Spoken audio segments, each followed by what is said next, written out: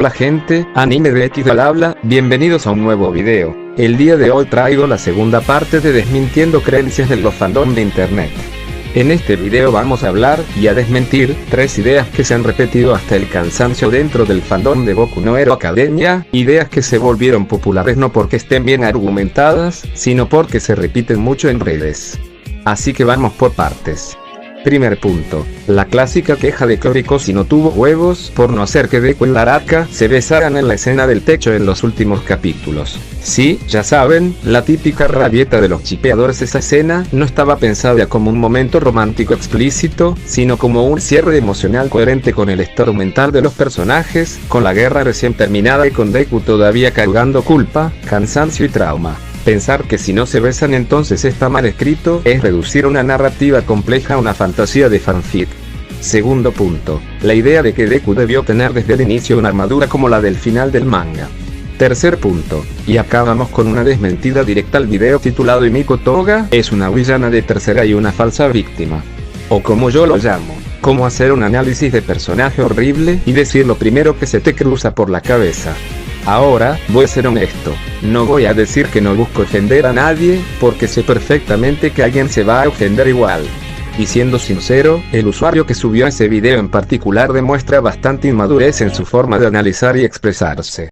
Las cosas son simples. Si no te gustan las opiniones distintas a la tuya, no veas el video, pero si aunque no estés de acuerdo, te interesa escuchar otros puntos de vista, entonces quédate. Una última aclaración. Mi idea era subir este video el 31 de este mes. Si lo logré, perfecto. Si no, bueno, perdón por el atraso, pero más vale tarde con contenido bien explicado que rápido y mal hecho. Dicho todo esto, arranquemos con el video. Y comenzando con la primera parte del video y yendo directo al punto. En el fandom de My Hero Academia, surgieron quejas porque en el capítulo 429 Deku y Araka no se besan, o porque Deku no aprovechó el momento. Pero ese reclamo nace de una lectura superficial del episodio y, peor aún, de una comprensión muy pobre de los personajes. Esto no era una escena romántica, era una confesión emocional cruda. Uraraka está rota. No triste de forma ligera, no confundida. Culpable, devastada y emocionalmente colapsada. Ella siente que falló como heroína, que no pudo salvar a Toga, y carga con la contradicción más dura de su rol, querer salvar incluso a quien eligió morir. Ese dolor no se resuelve con afecto romántico, mucho menos con un beso. Deku lo entiende porque él ha estado ahí. Él también intentó salvar a alguien, y fracasó. Por eso este momento es tan poderoso. No hay palabras vacías, no hay gestos egoístas. Hay comprensión real. Deku no intenta ganarse a Uraraka, la acompaña. Se pone a su nivel emocional, no por encima de ella. Y aquí es donde muchos no lo quieren aceptar. Si Deku la hubiera besado, habría arruinado todo. Un beso en ese contexto no habría sido romántico, habría sido una falta de respeto emocional. Habría significado aprovecharse de la vulnerabilidad de alguien que no está psicológicamente preparada para un acercamiento amoroso. Y eso no es Deku, ni jamás lo ha sido. El amor real no busca ventaja, el amor real sabe esperar, el amor real entiende cuando no es el momento. Otro punto que muchos critican es la aparición de la clase 1A, diciendo que rompieron el momento romántico con comedia. Pero otra vez, no era un momento romántico. Uraraka no necesitaba intimidad romántica, necesitaba apoyo, contención, recordatorios de que no estaba sola. La presencia del grupo refuerza justamente eso, no cargar el dolor en soledad. Y ahora vamos a lo más importante. Existe una idea muy equivocada de que un momento solo es romántico si hay un beso. Eso no solo es falso, es una visión infantil del amor. Este momento muestra algo mucho más profundo, hasta dónde llega el amor de Deku por Uraraka. Él la ama lo suficiente como para entender que ella, en ese estado, no necesitaba romance, necesitaba sostén emocional. Ese silencio, esa cercanía sin intención romántica, esa empatía absoluta. Eso es un amor más puro, más sólido y más maduro que cualquier beso forzado. El error más grande de estas quejas es analizar la escena de forma aislada. Cuando se analiza un momento narrativo, también se debe analizar el estado psicológico y emocional del personaje. Uraraka estaba emocionalmente destruida. ¿De verdad creen que alguien en ese estado está preparada para un acercamiento romántico sano? Horikoshi hizo un trabajo excelente porque entendió a sus personajes. Entendió que no era el momento adecuado para un beso, y decidió construir algo más profundo, más humano y mucho más significativo para la relación entre ambos. Y para cerrar, quiero dejar una pregunta clara a quien esté viendo este video. Si ustedes estuvieran frente a una chica emocionalmente destruida, vulnerable, cargada de culpa y dolor, ¿realmente intentarían ligársela? Si la respuesta es sí, entonces no hay nada que discutir. Deberían reflexionar seriamente su forma de entender el amor, las relaciones y el respeto emocional. Porque esa mentalidad no es sana, no es madura y no construye relaciones reales. Este momento no necesitaba un beso, necesitaba humanidad, y eso es exactamente lo que nos dio.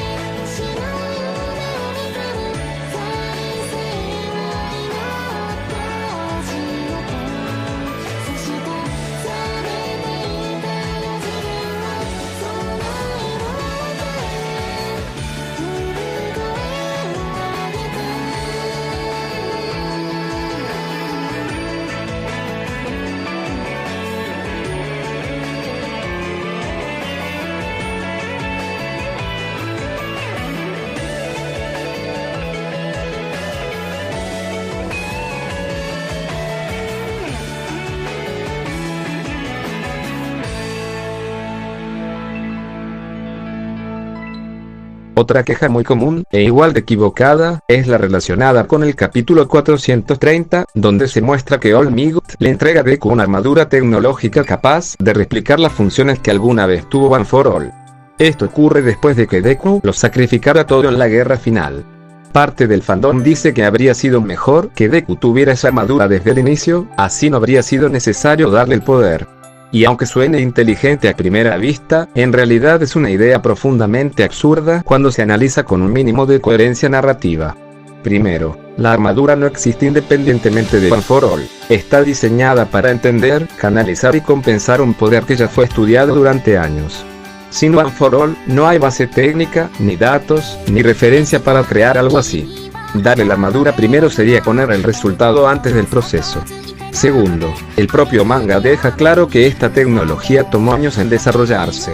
No fue algo improvisado, ni un invento sacado de la nada.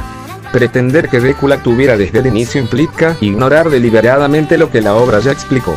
Entonces surge el típico argumento simplón: bueno, Deku podría haberla construido él mismo, como Iron Man. Y acá es donde el razonamiento se cae a pedazos. Sí, Tony Stark construyó una armadura en una cueva con chatarra.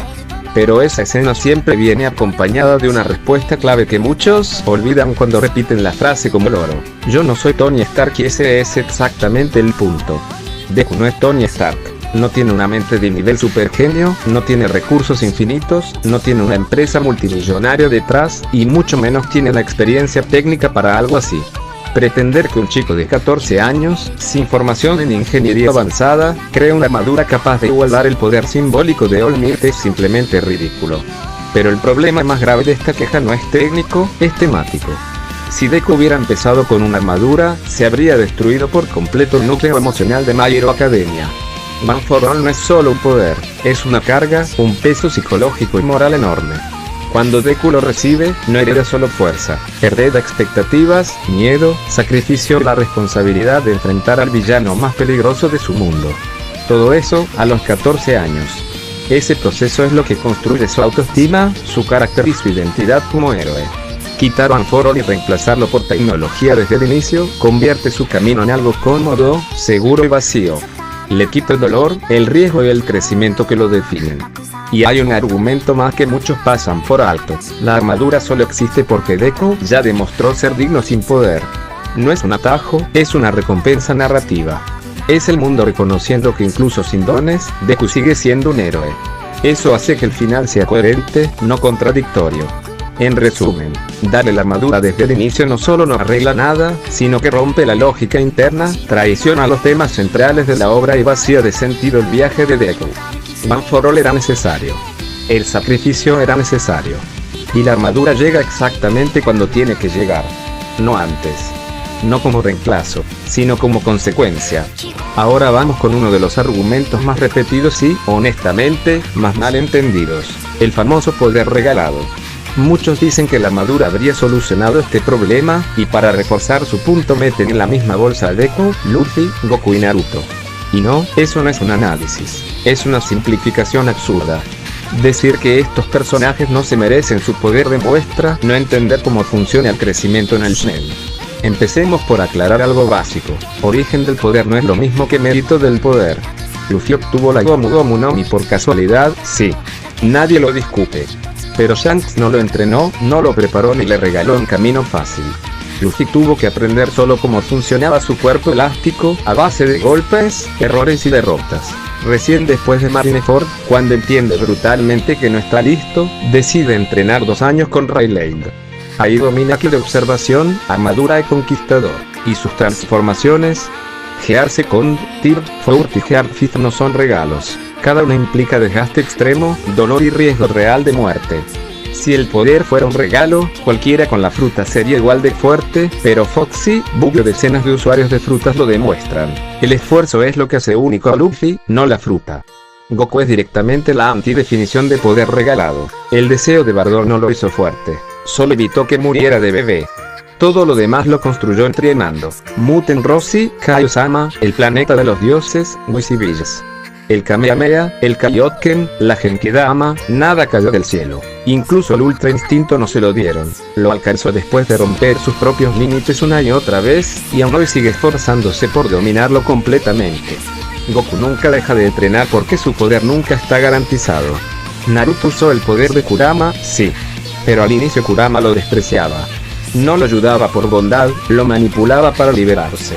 Naruto no se ganó a Kurama con discursos, sino con hechos. Primero lo dominó con el entrenamiento de Killer B, luego le demostró que no lo veía como una herramienta. Además, entrenó brutalmente con Jiraiya, Rasengan, modo sabio, control del chakra. El poder del sabio de los 6 caminos llegó solo en una emergencia absoluta, no como atajo permanente. Muchas de sus victorias tempranas, como contra Neji, fueron con su propia fuerza y estrategia. Naruto construyó su poder a base de rechazo, esfuerzo y fracaso. Deku recibió One for All, sí. Pero no porque sí. Olmir se lo da después de verlo lanzarse, sin poder alguno, a salvar a Bakugo. No por talento, sino por carácter. Y cuando lo recibe, lejos de ser una bendición, es una condena. Cada uso le rompe los huesos. Pelea en desventaja frente a casi toda su clase. Tiene que entrenar el triple, incluso el cuádruple, solo para no destruir su propio cuerpo. Y luego debe dominar uno por uno los dones de los antiguos portadores. Blackbeard, Float, Smokes creen, nada es automático, todo exige control mental, disciplina y dolor constante. One for All no lo hace héroe, lo pone a prueba constantemente. Entonces no, ninguno de estos personajes encaja en la definición real de poder regalado. Todos tuvieron un punto de inicio particular, sí, pero convirtieron ese origen en algo propio a través del sacrificio. ¿Quieres ejemplos reales de poder regalado? Ainz, Overlord, despierta siendo el más fuerte del mundo, con habilidades, ejércitos y recursos infinitos sin haberlo ganado. Protagonistas de ciertos isekai, llegan con trampas que rompen las reglas del mundo desde el minuto 1. Ahí sí hay poder regalado, cuando no hay costo, riesgo ni crecimiento. La razón por la que se acusa a Deku, Luffy, Goku y Naruto no es porque no se lo merezcan, sino porque su poder no nació desde cero. Pero eso ignora algo esencial: el verdadero mérito no está en cómo empieza el poder, sino en cómo se lo carga y se lo sostiene. Y ninguno de ellos tuvo un camino fácil, nunca. Antes de seguir con el video me gustaría decir que si les está gustando dejen un like y apoyen compartiendo este video con los amigos que tenga que sean fanáticos de Boku no Hero Academia o que le guste el anime en general, sería un gran apoyo y se los agradecería mucho, y que también deje comentario dejando su opinión sobre el video y en general sobre Boku no Hero Academia, que en mi opinión personal es de mis animes favoritos. Ahora sí, entramos en la tercera y última parte del video, y aviso desde ya, es la más larga y también la más desgastante. No porque sea compleja, sino porque vamos a desmentir por completo el video de Fancasual 557, un video que, sin exagerar, está hecho con las nalgas. En serio, fuera de chiste. Es fácilmente el peor análisis que se le ha hecho a Toga, y probablemente uno de los peores análisis que se le han hecho a cualquier personaje de Boku no Hero Academia. Así que vamos punto por punto, es hora de desarmar esta porquería de análisis. Punto número 1. Confundir amistad con refugio emocional, y encima acompañarlo con una comparación tan absurda que ni como chiste funciona. Sí, Toga tenía compañeras en la escuela. Eso es cierto, pero tener gente alrededor no significa tener apoyo emocional. El manga jamás muestra que Toga tuviera con ellas una relación profunda, segura o de contención real. Se las ve charlando, compartiendo momentos cotidianos, pero nunca abriéndose de verdad. Nunca le habla a nadie de sus impulsos, nunca expresa su miedo, nunca explica la confusión que le genera su don. ¿Y por qué? Porque incluso siendo una niña, sabía que si lo hacía iba a ser rechazada. Ese detalle es clave, y el video lo ignora por completo. A eso se suma algo aún más grave. Toga nunca recibió guía real ni de su familia, ni del sistema que debía ayudarla. Sus padres jamás intentaron comprender que su comportamiento no nacía de la maldad, sino de impulsos directamente ligados a su don. El deseo de beber la sangre de quienes le atraían no era un capricho, era una manifestación biológica de su poder. Algo que ella misma no entendía y que le provocaba culpa y miedo. La reacción de sus padres: gritos, castigos, rechazo, tratarla de rara y malvada. Eso no corrige nada, eso rompe a una persona. ¿Y la psicóloga? Peor todavía, en lugar de investigar el don, el contexto y el impacto psicológico, se limitó a decirle que tenía que ser normal. Como si apagar un impulso biológico fuera una decisión consciente. Como si la identidad pudiera borrarse con fuerza de voluntad. Eso no es terapia, eso es negligencia. Y ahora viene una de las partes más ridículas del video: decir que los impulsos de Toga son iguales o incluso un plagio de los impulsos oscuros de Mahjiri Sano, Mickey, de Tokyo Revengers. Esto ya no es solo incorrecto, es no entender absolutamente nada de ninguna de las dos obras. En Tokyo Revengers, los impulsos de Mickey nacen del trauma, de la presión como líder y de un trastorno psicológico que lo lleva a perder el control de forma violenta. No hay poderes. No hay biología sobrenatural. Es un conflicto humano en un mundo de pandillas. En Boku no Hero Academia, los impulsos de Toga son parte intrínseca de su don. Son el precio de poder transformarse en otras personas. Un instinto ligado al amor, al deseo de conexión y a la identidad. La historia explora cómo el poder moldea la personalidad y cómo el rechazo social convierte eso en algo destructivo.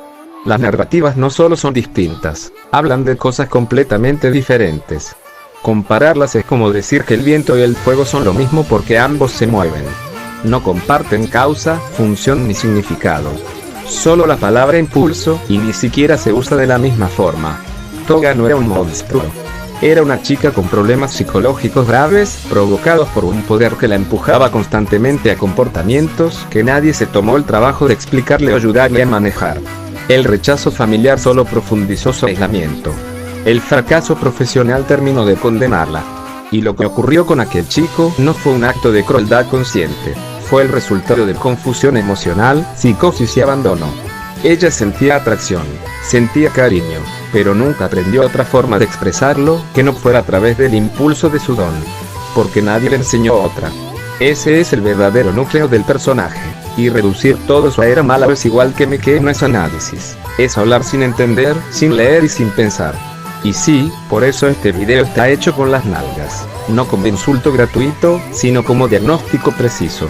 Y lo peor que aún falta dos partes graves que desmentir. Digo dos partes porque no voy a perder mi sanidad mental exponiendo mi mente a tanta caca. Solo voy a desmentir los puntos importantes. Y ahora con el punto número 2. Toga enamorada de Deku no tiene sentido, pero qué mierda.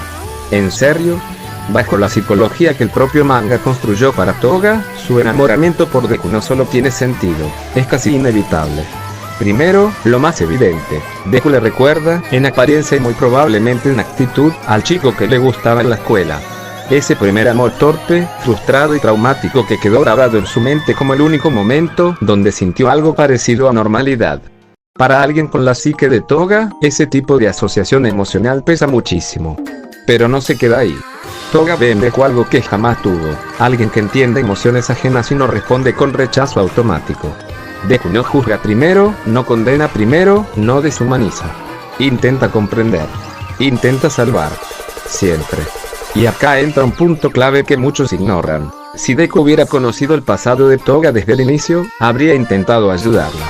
No es una suposición caprichosa. Lo hizo con Eri, arriesgándolo todo para sacarla de Overhaul. Lo hizo con Gentle Criminal, escuchándolo y dándole una salida digna en lugar de aplastarlo como villano. Esa capacidad de conexión es exactamente lo que Toga percibe en él. Por eso su enamoramiento no es romántico en el sentido sano. Es dolorosamente inocente. Es el sentimiento de alguien rota que, por primera vez, cree haber encontrado a alguien que la ve como persona. El problema es que Toga no sabe amar de forma sana. Su mente, su historia y su don distorsionan ese sentimiento. Por eso su amor se expresa a través de los únicos lenguajes que conoce: la sangre y la transformación. No porque quiera hacer daño, sino porque nadie le enseñó de otra forma. Narrativamente, esto es oro puro. Este punto se refuerza aún más con Uraraka. Durante el arco del Ejército de Liberación, cuando se enfrenta a Toga, Uraraka nota algo fundamental: lágrimas. En ese instante entiende que no está frente a una villana cruel por naturaleza, sino frente a una chica rota, confundida y rechazada por el mundo. El deseo de Uraraka de comprenderla y salvarla no es atracción romántica, es empatía genuina. Es la voluntad de una heroína que se niega a reducir a alguien a la etiqueta de monstruo. Y ahí se cierra el círculo narrativo perfecto. Toga se enamora de Deku por su empatía. Uraraka demuestra esa misma empatía al querer salvarla. Ambos refuerzan la idea central: Toga no es solo una villana, es una persona sola que pudo haber sido salvada. Ahora vamos con la hipocresía máxima del video. Este mismo tipo que se quejó a los gritos de plagio cuando se habló de Impulsos Oscuros y Tokyo Revengers, tiene la cara de sugerir que tendría más sentido que Toga se enamore de Touhou de Shigaraki. Perdón, eso sí que es un cliché sacado directamente de Harley Quinn y el Joker, reciclado 1000 veces y sin ningún esfuerzo creativo. La ironía es tan grande que se da vuelta y le pega en la cara. ¿Por qué no? Toga con Touhou Shigaraki no tiene ningún sentido.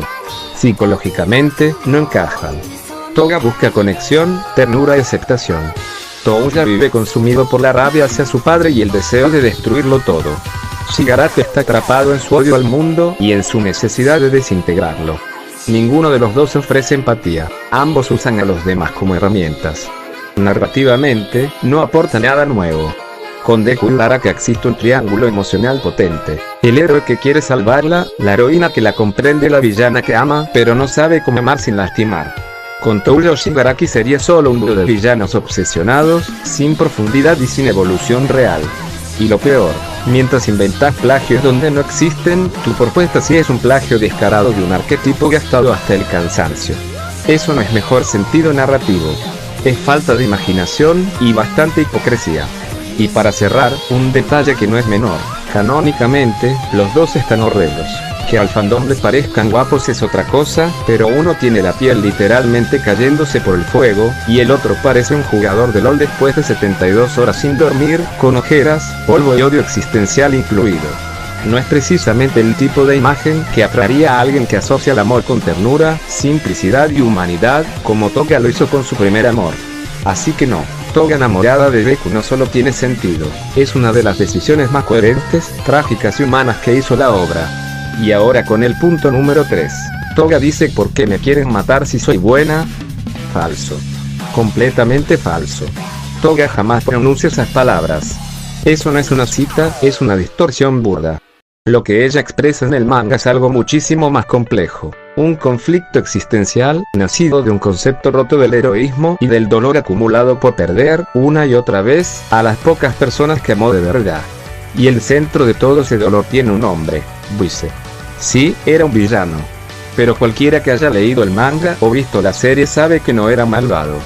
Buise era una persona destrozada por la vida, con una identidad fracturada, que encontró en la Liga de Villanos el único lugar donde no fue rechazado. Para él, ese grupo no era una organización criminal, era su familia. Y cuando murió, no estaba atacando civiles ni buscando caos gratuito. Murió protegiendo a sus compañeros. Protegiéndola a ella. Eso Out lo sabía. Por eso su culpa fue real y profunda. Porque entendió que Buise no merecía ese final, pero aún así tomó la decisión porque el sistema heroico no le dejó otra opción. Aunque no celebra esa muerte. La carga como un pecado necesario. Y Toga también lo entiende. Para ella, Buise no era un villano eliminable, era la primera persona que la aceptó sin condiciones. El primer refugio emocional real de su vida. Alguien que no la miró como monstruo, sino como persona. Ahí nace su pregunta: ¿no es por qué me quieren matar si soy buena? Es algo mucho más doloroso. Si alguien como Luise, que fue bueno conmigo, que me cuidó, que no me hizo daño, merece morir solo por ser llamado villano, ¿qué destino me espera a mí? Ese es el miedo real que la consume. Al mismo tiempo, Toga vive con otra angustia permanente. El mundo considera que su forma de amar merece ser exterminada. Su manera de expresar afecto es incorrecta, sí, peligrosa, sí, pero también es la única que conoce, moldeada por su don, por el rechazo y por la ausencia total de ayuda real. Ella no pide ser vista como buena en el sentido tradicional del heroísmo, pide algo mucho más básico, ser reconocida como persona. Quiere que su dolor importe, que sus lágrimas no sean descartadas, que amar, aunque esté rota, no sea una sentencia de muerte automática. Por eso Toga es uno de los personajes emocionalmente más complejos de todo Boku no Hero Academia. No es una villana que se victimiza ni una heroína incomprendida, es una niña rota que siempre termina perdiendo a todo lo que ama, y que no entiende por qué el mundo le niega incluso el derecho a llorar por ello. Y acá hay un punto clave que refuerza todo esto: el sistema heroico nunca le ofreció una alternativa real. Nunca hubo un "¿cómo podemos ayudarte?", solo hubo corrección, castigo y eliminación. Cuando alguien crece escuchando que su existencia es un error, termina creyéndolo. Esa es la verdadera tragedia de Toga. No es que sea buena o mala, es que nunca le dieron la oportunidad de ser otra cosa. El mundo decidió quién era antes de escucharla, y cuando ella intentó preguntar por qué, ya era demasiado tarde. Eso es lo que el video tergiversa, y eso es lo que hace que este argumento no sea solo falso, sino profundamente deshonesto. Y con el punto final esta parte. Punto número 4. Datos mal aplicados y lógica que se desvanece. Arranquemos con un dato básico. Básico de verdad, de esos que una búsqueda de 30 segundos te resuelve. Japón no aplica la pena de muerte a menores de edad. Punto. No es opinión, es legislación. Ahora, conectemos los puntos con un mínimo de honestidad intelectual. A Muscular, que mataba por placer y sin el menor remordimiento, no se la dieron. A Lady Nagant, que traicionó al sistema, asesinó por encargo y terminó trabajando con All for One, tampoco. Entonces, la pregunta cae sola: ¿por qué demonios se la darían a un adolescente con trastornos mentales severos, disociación, historial de abuso, negligencia familiar y fracaso absoluto del sistema psicológico? La respuesta es simple: no se la darían. El argumento de Fancasuak 557 no es que esté flojo, no tiene piso. Se derrumba en cuanto entra en contacto con la realidad. Y ahora viene la parte más reveladora. El propio tipo admite que odia cuando a los villanos se les da un pasado trágico, porque según él eso es victimizarlos. Esa frase, sola, ya lo delata. Porque demuestra que no está analizando a Toga, está reaccionando emocionalmente a algo que no le gusta. No sabe, o no quiere, diferenciar entre victimización forzada y un pasado trágico que explica, no justifica, un comportamiento. Y esa diferencia es clave. Ejemplo real de victimización forzada, para que quede claro. Tomemos Maléfica en la versión live action de Disney. Un personaje históricamente cruel y consciente de su maldad es reescrito para que todo lo que hace sea culpa de un trauma externo, quitando la agencia, ambigüedad y responsabilidad. El relato fuerza al espectador a verla como víctima total, incluso cuando sus actos siguen siendo atroces. Eso sí es victimización forzada. Toga, todo lo contrario. El manga nunca la absuelve. Nunca dice no hizo nada malo. Muestra las causas, expone el fracaso del entorno y deja claro que sus actos tienen consecuencias.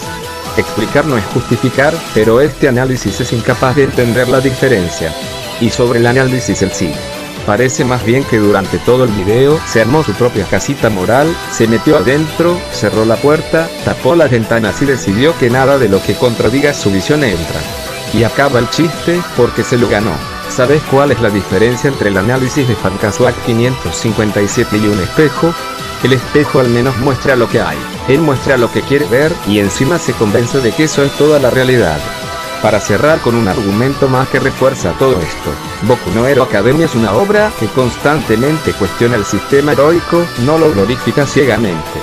Presenta villanos que nacen del abandono, de la hipocresía social y de instituciones que fallan. Negar eso no es ser crítico, es no haber entendido de qué trata la serie. Así que no, el problema no es que Toga tenga un pasado trágico, el problema es que este análisis no sabe manejar la complejidad, y cuando aparece, la llama victimización para no pensar. Y ahí es donde la lógica se evapora. Conclusión de la tercera parte del video. ¿Qué tan malo es el video de Fancasual 557? Sinceramente, es el peor análisis de Toga que he visto en mi vida. Y no es una exageración dramática, es una constatación. Todo su análisis está construido sobre su moral personal, no sobre el texto del manga. Interpreta mal los eventos, ignora el contexto psicológico, y para colmo mezcla escenas, ideas y conceptos como le conviene, acomodándolos a lo que ya decidió creer de antemano. Me habían advertido que era de los peores análisis de Boku no Hero Academia, pero no imaginé que fuera tan catastrófico. Y eso que yo pensaba que los que pedían que Deku masacrara a Shigaraki eran el fondo del barril en comprensión narrativa. Error mío. Este usuario no captó absolutamente nada del arco emocional, psicológico y simbólico de Toga. El mayor pecado de este análisis no es que esté en desacuerdo con el personaje, es que lo simplifica hasta destruirlo. Reduce a un personaje con conflictos psicológicos reales, un pasado traumático coherente, y un arco profundamente humano a una sola frase vacía: una loca que quiere matar. Eso no es analizar, eso es negar lo que el manga está mostrando y reemplazarlo por una caricatura cómoda que no incomode su visión del mundo.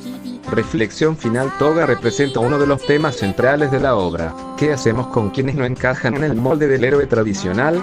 Esta misma pregunta atraviesa tanto a Uraraka como a Deku. Ambos quieren salvar, ambos quieren conectar con los demás, pero las circunstancias y el sistema les dieron caminos opuestos. La tragedia de Toga no es su don, sino la reacción de su entorno frente a él.